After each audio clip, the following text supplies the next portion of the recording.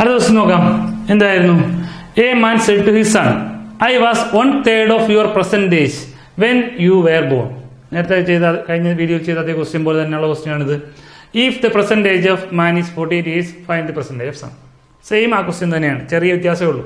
ഇനി അതെങ്ങനെ ചെയ്യാൻ പറ്റും? നമ്മൾ എളുപ്പവഴിയിൽ നമ്മൾ പറഞ്ഞിരുന്നു, നമ്മൾ സണ്ണിന്റെ ഏജ് നമ്മൾ എടുക്കുന്നു. സണ്ണിന്റെ പെർസെന്റേജ് എന്നുള്ളത് നമ്മളൊരു വേരിയബിൾ ആയിട്ട് എടുത്തു, എക്സ് ആയിട്ട് എടുത്തു. സണ്ണിന് പെർസെന്റേജ് എത്രയായിരുന്നു? എക്സ് ആണ്. നമുക്കൊരു കാര്യം അറിയാം, പെർസെന്റേജ് ഓഫ് ഫാദർ, അതായത് അമ്മാൻ, പെർസെന്റേജ് ഓഫ് മാൻ എത്രയായിരുന്നു? 48 ആണെന്ന് അറിയാം. ഇനി പറയുന്നു, I was 1/3 of your percentage when you were bone. ആ കുട്ടി ജനിച്ചപ്പോൾ ഉള്ള കാര്യമല്ലേ പറയുന്നത്. എങ്കിലേ കുട്ടി ജനിച്ചപ്പോൾ, ഈ സൺ ജനിച്ചപ്പോൾ ഫാദറിന് എത്ര വയസ്സുണ്ടാവും? ആ കുട്ടി ജനിച്ചപ്പോഴുള്ള ഫാദറിന്റെ ആ മാന്റെ ഏജ് കണ്ടുപിടിക്കാൻ, ആ കുട്ടിക്ക് ഇപ്പം 10 വയസ്സുണ്ടെങ്കിൽ ആ കുട്ടി ജനിച്ചപ്പോഴുള്ള ഫാദറിന്റെ ഏജ് കണ്ടുപിടിക്കാൻ 48 - 10 ചെയ്താൽ പോരെ? നിങ്ങളെ കൺസെപ്റ്റ് മനസ്സിലാക്കണം. കുട്ടിക്ക് ഇപ്പം 10 വയസ്സായിരുന്നു എങ്കിൽ കുട്ടി ജനിച്ചപ്പോഴുള്ള ഫാദറിന്റെ ഏജ് കണ്ടുപിടിക്കാൻ എന്ത് ചെയ്താൽ മതി? ആ 10 വയസ്സ് ഇതിനകത്ത് കുറച്ചാൽ പോരെ? അപ്പോൾ കുട്ടി ജനിച്ചപ്പോഴുള്ള മാന്റെ ആ ബർത്ത് ടൈമിലുള്ള മെയിൻ്റെ ഏജ് എത്രയായിരിക്കും? 48 നിന്ന് എന്ത് ചെയ്താൽ മതി? എക്സ് കുറച്ചാൽ മതി. ഈ ഒരു ഇക്വേഷൻ ലോജിക് മനസ്സിലാക്കുക. എത്രയാണ് അയാളുടെ ഏജ്? അയാൾ ജനിച്ച സമയത്ത് അയാൾ ഈ പറയുന്ന മാൻ്റെ ഏജ് കണ്ടുപിടിക്കാൻ ഇയാളുടെ ഏജും കുറച്ചാൽ പോരെ? അയാൾക്ക് 10 വയസ്സുണ്ടെങ്കിൽ 10 വയസ്സ് കുറച്ചാൽ മതി. ഇയാൾക്ക് ഇപ്പോൾ 25 വയസ്സുണ്ടെങ്കിൽ 25 വയസ്സ് കുറച്ചാൽ മതി. 48 25 കുറയ്ക്കുമ്പോൾ എന്ത് ചെയ്തും? അയാളുടെ ബർത്ത് ടൈമിലുള്ള ഈ മെൻ്റെ ഏജ് കിട്ടും. അപ്പോൾ അത് എത്രയാണെന്ന് നോക്കാം. 48 - X കിട്ടി. എങ്കിൽ ആ ഏജ് എന്ന് പറയുന്നത് 48 - X എന്ന് പറയുന്നത് ആ ബർത്ത് ടൈമിലുള്ള അയാളുടെ ഏജ് എന്ന് പറയുന്നത് എന്തായിരുന്നു? I was 1/3 of your percentage. ആ ഏജ് എന്ന് പറഞ്ഞാൽ എന്തായിരുന്നു? അയാളുടെ പെർസെൻറ്റേജിൻ്റെ 1/3 ആണ്. സണ്ണിൻ്റെ പെർസെൻറ്റേജിൻ്റെ 1/3 ആണ് എന്ത്? അയാൾ ജനിച്ചപ്പോഴുള്ള ഏജ് എന്നല്ലേ പറയുന്നത്. അയാൾ ജനിച്ചപ്പോഴുള്ള ഫാദറിൻ്റെ ഏജ് എത്രയായിരുന്നു? 48 - X ആയിരുന്നു. അതെന്ന് പറയുന്നത് ഈ കുട്ടിയുടെ 1/3 ഓഫ് പെർസെൻറ്റേജ് എത്രയായിരുന്നു? നമ്മൾ പറഞ്ഞ എക്സ് അല്ലേ, അതിൻ്റെ 1/3 ആണെന്ന് സോൾവ് ചെയ്താൽ പോരെ? സോൾവ് ചെയ്തൊക്കെ എത്ര കിട്ടുമെന്ന്? എത്രയാണ്? 48 × 3 minus 3x is equal to x. 4x is equal to 48 × 3. അപ്പോൾ x is equal to 48 × 3/4. 48/4 എത്ര കിട്ടും? 12 എന്ന് കിട്ടും. 12 × 3 എത്ര കിട്ടും?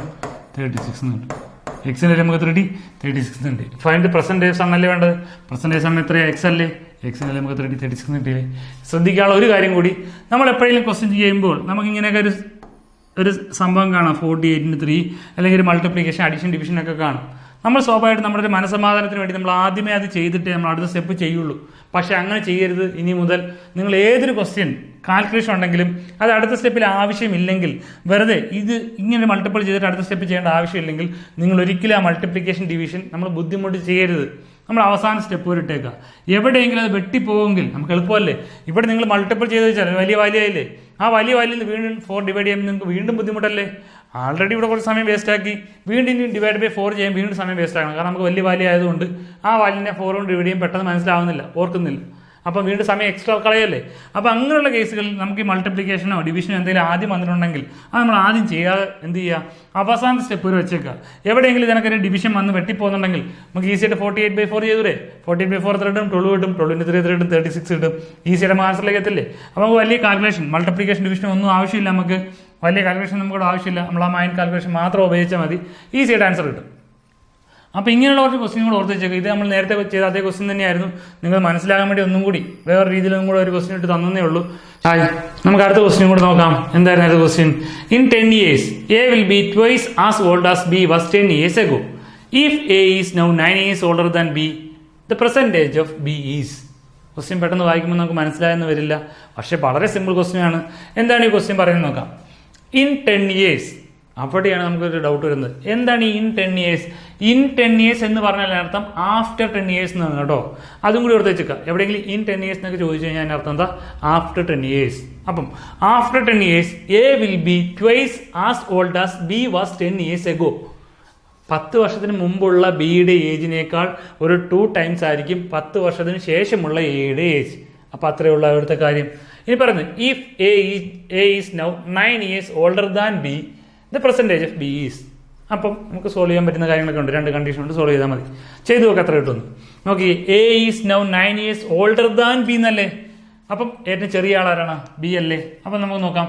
പെർസെൻറ്റേജ് ഓഫ് B നെ ഞാൻ എക്സ് ആയിട്ട് എടുത്തു എങ്കിൽ പെർസെൻറ്റേജ് ഓഫ് A എത്രയായിരിക്കും? A is now 9 years older than B എന്നല്ലേ. അപ്പോൾ എത്രയാണ് ബിയുടെ ഏജ്? അതിനേക്കാൾ 9 വയസ്സ് അധികമായിരിക്കും എന്ത്? എയുടെ ഏജ്. മനസ്സിലായോ? എ എന്ന് പറയുന്നത് ബിനേക്കാൾ 9 years ഓൾഡർ ആണ്, അധികമാണ്. അപ്പോൾ എയുടെ ഏജ് എത്രയായിരിക്കും? ബിനേക്കാൾ 9 വയസ്സ് കൂടുതലായിരിക്കും. അപ്പോൾ അത് എത്രയായി? ഇനി നമ്മൾ നോക്കുന്നു in 10 years A will be. അപ്പോൾ എയുടെ age in 10 years, after 10 years. After 10 years എയുടെ ഏജ് എത്രയാവും? ആഫ്റ്റർ 10 years എയുടെ ഏജ് എന്ന് പറയുന്നത് എത്രയായിരിക്കും? ഇപ്പോൾ അവർക്ക് എത്രയായിരുന്നു? x+9 ഉണ്ടായിരുന്നു ഇപ്പോൾ തന്നെ. ഇനി ആഫ്റ്റർ 10 years പറഞ്ഞാൽ വീണ്ടും ഒരു 10 years കൂടി ആഡ് ചെയ്യണ്ടേ? ക്വസ്റ്റ്യൻ കറക്റ്റായിട്ട് വായിക്കുക. എയുടെ പെർസെൻറ്റേജ് x+9 ആയിരുന്നു എങ്കിൽ ആഫ്റ്റർ 10 years, ഇൻ 10 years എയുടെ കഥയല്ലേ പറയുന്നത്. അപ്പോൾ ആഫ്റ്റർ 10 years എത്ര കിട്ടും? x+9+10 എത്ര കിട്ടും? x+90 എന്ന് കിട്ടും. അതായിരിക്കും എയുടെ 10 വർഷത്തിന് ശേഷമുള്ള ഏജ്. ഇനി നോക്കുന്നു is twice as old as B was 10 years ago. ഇനി ബിയുടെ ഏജ് നോക്കാം. ബിഫോർ 10 years ബിയുടെ ഏജ് എത്രയായിരിക്കും? ബി 10 years എഗോ എന്ന് വെച്ചാൽ ബിയുടെ ഏജ് ഇപ്പോൾ എക്സ് ആയിരുന്നു. അപ്പോൾ 10 years എഗോ എന്ന് വെച്ചാൽ x-10 ആവും. ഈ ഇക്വേഷൻ സോൾവ് ചെയ്താൽ പോലെ. ഇനി പറയുന്നത് എന്താ question? After 10 years A will be twice as old as B was 10 years ago. ഇനി പറയുന്നു ആഫ്റ്റർ 10 yearsലുള്ള ഏജ് എത്രയായിരുന്നു? x+19. എയുടെ ഏജ് എന്ന് പറഞ്ഞാൽ 10 വർഷത്തിന് ശേഷമുള്ള എയുടെ ഏജ് എന്ന് പറഞ്ഞാൽ 10 വർഷത്തിന് മുമ്പുള്ള ബിയുടെ ഏജിന്റെ 2 times ആണ്. Twice as old as B was 10 years ago. 10 വർഷത്തിന് മുമ്പുള്ള ബിയുടെ ഏജിന്റെ 2 times ആണെന്ത്? 10 വർഷത്തിന് ശേഷമുള്ള എയുടെ ഏജ്. നിങ്ങൾക്ക് മനസ്സിലാകാൻ വേണ്ടിയിട്ടാണ് ഇങ്ങനെ സെപ്പറേറ്റ് ആയിട്ട് ഇക്വേഷനൊക്കെ എഴുതി തരുന്നത്. ഇതിനൊന്നും ആവശ്യമില്ലെന്ന് എനിക്കറിയാം, എങ്കിലും നിങ്ങൾക്ക് മനസ്സിലാകാൻ വേണ്ടി എളുപ്പത്തിന് വേണ്ടി നിങ്ങൾക്ക് പെട്ടെന്ന് കിട്ടാൻ വേണ്ടിയിട്ടാണ് ഇങ്ങനെയൊക്കെ പറയുന്നത്. സോൾവ് ചെയ്ത് ആൻസർ ആയില്ല, പക്ഷേ വേരിയബിളിലേ ഉള്ളൂ. എത്ര കിട്ടും? x+19 is equal to 2x+20. 2x+20 2x അപ്പുറത്തേക്ക് പോകുന്നു. എത്ര കിട്ടി? 2x-20 ആണ് കേട്ടോ. 2x-20 അല്ലേ? എക്സ് അപ്പുറത്തേക്ക് പോകുന്നു. അപ്പം 2x-x എത്ര കിട്ടി? x എന്ന് കിട്ടി. ഈ -20 ഇപ്പുറത്തേക്ക് വരുന്നു. 19+20 20+10 39 കിട്ടി. അപ്പോൾ എക്സിൻ്റെ വാല്യൂ എത്ര കിട്ടി? 39 കിട്ടി. നമുക്ക് എന്താ വേണ്ടത്? ബിൻ്റെ ഏജ് അല്ലേ? ബിൻ്റെ ഏജ് ആണല്ലേ എക്സ് എന്ന് പറഞ്ഞേക്കുന്നത്. അപ്പം ബിൻ്റെ പെർസെൻറ്റേജ് ഓഫ് ബി നമുക്ക് എത്ര കിട്ടും? 39 കിട്ടും. വളരെ ഈസി ആയിട്ട് കിട്ടും. ഈ ഒരു മെത്തേഡ് അല്ല, ഇതിനേക്കാൾ എളുപ്പമുള്ള 1 2 3 4 മെത്തേഡുണ്ട്. പക്ഷേ അതൊക്കെ ഞാൻ മുമ്പ് പറയുന്ന മെത്തേഡ് പോലെ ഞാൻ മുമ്പ് എളുപ്പവഴികൾ പറഞ്ഞിട്ടുണ്ട്. അതുപോലെയൊക്കെ നിങ്ങൾ ചിന്തിച്ച് ചെയ്യുക.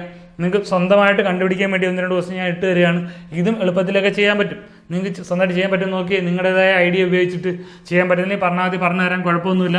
നമുക്ക് എന്തായാലും അടുത്ത വീഡിയോയിലേക്ക് നോക്കാം. വേറെ 1 2 ക്വസ്റ്റ്യൻ കൂടെ ചെയ്ത് നമുക്ക് ഈ ഒരു ചാപ്റ്റർ അവസാനിപ്പിക്കാം. അതിന് വേണ്ടിയിട്ടാണ് ഞാൻ സമയം കളയുന്നില്ല. അടുത്ത ക്വസ്റ്റ്യൻ എന്തായിരുന്നു? The total age of A and B is 12 years more than the total age of B and C. C is how many years older than A. നമുക്ക് ജസ്റ്റ് ഡിഫറൻസ് മാത്രം കണ്ടുപിടിച്ചാൽ പോരെ. ഇപ്പോൾ ക്വസ്റ്റ്യൻ നോക്കുക, അതിനകത്ത് എയുടെ വാല്യൂ കണ്ടുപിടിക്കണം, ബിയുടെ വാല്യൂ കണ്ടുപിടിക്കണം, അത് അവരുടെ ഡിഫറൻസ് മതിയോ? അപ്പോൾ എന്താണ് വേണ്ടത് അത് മാത്രം കണ്ടുപിടിക്കുക, വേറെ ഒന്നിൻ്റെ പറയാൻ പോകരുത്. എന്താണ് ചോദിച്ചത് അത് എളുപ്പത്തിൽ എങ്ങനെ കിട്ടുമോ ആ രീതി ചെയ്താൽ മതി. ഒറ്റ സെക്കൻഡ് ആൻസർ കിട്ടും. വളരെ എളുപ്പമാണ് ക്വസ്റ്റ്യൻ. നോക്കിയേ, the total age of A and B is 12 years more than the total age of B and C. അതേ ക്വസ്റ്റ്യൻ എന്താ പറയുന്നത്? എയുടെ ഏജ് ഞാൻ എ ആയിട്ട് എടുത്തു. എന്നുവെച്ചാൽ എക്ക് എത്ര വയസ്സുണ്ട്? ഇപ്പോൾ എ വയസ്സുണ്ട്. ബിക്ക് എത്ര വയസ്സുണ്ട്? ബി വയസ്സുണ്ടെന്ന് വിചാരിച്ചു. എക്ക് എ വയസ്സുണ്ട്, ബിക്ക് ബി വയസ്സുണ്ട്. എങ്കിൽ അവരുടെ രണ്ടുപേരുടെയും ഏജിന്റെ സം എന്ന് പറയുന്നത് ബിന്റെയും സിന്റെയും സമ്മിനേക്കാൾ എത്ര കൂടുതലാണ്? 12 കൂടുതലാണ്. അപ്പൊ എന്റെയും ബിന്റെയും സമ്മിൽ നിന്നും ബിന്റെയും സിന്റെയും സം കുറച്ചാൽ, B+C കുറച്ചാൽ എനിക്ക് എത്ര കിട്ടണം? ഒരു 12 കിട്ടണം. ഞാൻ ഈ ഇക്വേഷൻ മനസ്സിലായോ? അതായത് എന്റെയും ബിന്റെയും സം എന്ന് പറയുന്നത് ബിന്റെയും സിന്റെയും സമ്മിനേക്കാൾ 12 കൂടുതലാണെന്നല്ലേ പറഞ്ഞേക്കുന്നത്. എന്റെയും ബിന്റെയും സം എന്ന് പറയുന്നത് തിരിച്ചിട്ട് നോക്ക്, A+B എന്ന് പറയുന്നത് B+Cനേക്കാൾ ഒരു 12 കൂടുതലാണ് എന്നല്ലേ ക്വസ്റ്റ്യൻ പറയുന്നത്. എളുപ്പത്തിന് വേണ്ടി തിരിച്ചു ചെയ്യുന്നുള്ളൂ, നിങ്ങൾക്ക് മനസ്സിലാകാൻ വേണ്ടി. നോക്കിയേ, sum of A+B is 12 years more than B+C. B+Cനേക്കാൾ 12 കൂടുതലാണ് എന്ത്? A+B. അങ്ങനെ പറഞ്ഞതേ ഉള്ളൂ. എന്നിട്ട് എന്ത് ചെയ്തു? ഈ B+നെ എടുത്ത് ലെഫ്റ്റിലേക്ക് കൊണ്ടുവന്നു. അപ്പം പ്ലസ് എന്തായി? മൈനസായി. അപ്പം ആ ഒരു കാര്യം മാത്രമേ ഉള്ളൂ, നിങ്ങൾക്ക് മനസ്സിലാകാൻ വേണ്ടി എക്സ്ട്രാ എഴുതി തന്നേ ഉള്ളൂ. ഇനി നമുക്ക് നോക്കാം എന്താണ് നമുക്ക് വേണ്ടത്. നമുക്ക് വേണ്ടത് എന്റെയും സിന്റെയും ഏജിന്റെ ഡിഫറൻസ് അല്ലേ. നമുക്ക് സോൾവ് ചെയ്ത് നോക്കാം. A+B minus of B minus of C. ഈ മൈനസ് ഉള്ളിലേക്ക് വന്നല്ലേ, അങ്ങനെ വരില്ലേ? =12 എന്നല്ലേ. നോക്കി, ഇവിടെ ഒരു +B ഉണ്ട്, ഒരു -B ഉണ്ട്. മനസ്സിലാക്കാൻ വേണ്ടിയിട്ടാണ്. എങ്കിൽ ഇതിനകത്ത് നമുക്ക് എന്ത് കിട്ടും? A-C =12 എന്ന് കിട്ടും. A-C എന്ന് വെച്ചാൽ എന്താ? Difference of A and C അല്ലേ. അത് C is how many years younger than A. C എയേക്കാൾ എത്ര വയസ്സ് യങ്ങറാണ്? ഒരു 12 എങ്ങറാണ്? വളരെ ഈസി ആയിട്ട് ആൻസർ കിട്ടില്ലേ? നമ്മൾ എൻ്റെയും ബിൻ്റെയും ഇൻഡിപെൻഡൻ്റ് ആയിട്ട് ആൻസർ ഏജ് ഒന്നും കണ്ടുപിടിക്കാൻ പോണ്ട. നമുക്ക് ഡിഫറൻസ് ചോദിച്ചാൽ എളുപ്പത്തിൽ നമുക്ക് എന്ത് തന്നെ കിട്ടും? ഡിഫറൻസ് തന്നെ കിട്ടും. അത്രയും ഉള്ളൂ ആ ക്വസ്റ്റ്യൻ. നമ്മൾ വെറുതെ എയുടെ വാല്യൂ കണ്ടുപിടിക്കാനും ബിയുടെ വാല്യൂ കണ്ടുപിടിക്കാനൊന്നും പോകരുത്. ഡിഫറൻസ് ചോദിച്ചാൽ ജസ്റ്റ് ഡിഫറൻസ് മാത്രം കണ്ടുപിടിച്ചാൽ മതി. ഡിഫറൻസ് കണ്ടുപിടിക്കാൻ എങ്ങനെയായിരുന്നു? നമുക്ക് എയുടെയും ബിയുടെയും സം അറിയാം, ബിൻ്റെ സിയുടെയും സം അറിയാം. അവരുടെ സമ്മിൻ്റെ ഡിഫറൻസ് എന്ന് പറഞ്ഞാൽ ഈ രണ്ടുപേരുടെ സമ്മിൻ്റെ ഡിഫറൻസ് വെച്ചാൽ എത്രയായിരുന്നു? 12 ആയിരുന്നു. നമ്മൾ ജസ്റ്റ് ഡിഫറൻസ് എടുക്കുന്നു. A plus B minus B plus C. ഈ മൈനസ് കോമൺ ആയിരുന്നു, അപ്പോൾ അത് മൈനസ് ബി മൈനസ് സി ആയി. ഇവിടെ ഒരു പ്ലസ് ബി ഉണ്ടായിരുന്നു, ഒരു മൈനസ് ബി ഉണ്ടായിരുന്നു. ക്യാൻസൽ ചെയ്ത് പോയപ്പോൾ നമുക്ക് എത്ര കിട്ടി? A minus C is equal 12 എന്ന് കിട്ടി. എ മൈനസ് സി തന്നെയല്ലേ നമുക്ക് ക്വസ്റ്റിന് വേണ്ടത്? എയും സിയും നമ്മളുടെ ഏജിൻ്റെ ഡിഫറൻസ്. എ എന്ന് പറയുന്നത് സിനേക്കാൾ എത്ര ഏജ്, അല്ലെങ്കിൽ സി എന്ന് പറയുന്നത് ഏജിനേക്കാൾ എത്ര ഏജ് യങ്ങറാണ് എന്നല്ലേ ചോദിച്ചിരിക്കുന്നത്? എത്ര ഏജ് യങ്ങറാണ്? ഒരു 12 years യങ്ങറാണ്, അല്ലെങ്കിൽ അവരുടെ ഏജിൻ്റെ ഡിഫറൻസ്. അതല്ലേ കൺസെപ്റ്റ്? എത്ര കിട്ടും? 12 years കിട്ടും. അപ്പോൾ അത്രയും സിമ്പിൾ ക്വസ്റ്റിനൊക്കെയാണ്. ആ രീതിയിൽ തന്നെ കണ്ടാൽ നമുക്ക് അത്രേ എളുപ്പമുള്ളൂ. ഒറ്റ സ്റ്റെപ്പ് അല്ലെങ്കിൽ 2 സ്റ്റെപ്പ് ആൻസർ കിട്ടും. അപ്പോൾ അതും കൂടി മനസ്സിലാക്കി വെച്ചേക്കുക.